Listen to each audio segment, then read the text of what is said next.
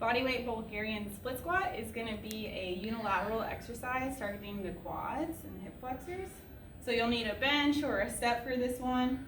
You're not going to use weights, it's body weight.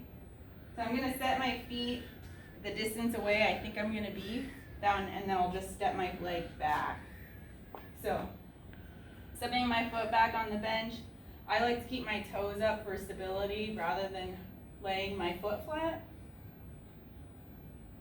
I'm going to line up my hips as square as I can. I'm trying to not let my knee go forward over my toe, so I'm going to try to keep it back.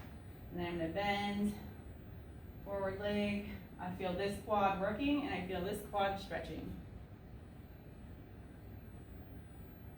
Keeping my chest up, eyes forward.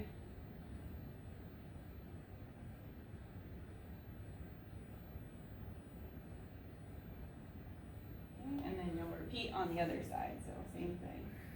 Stepping back, same distance away from the bench, and then right into it.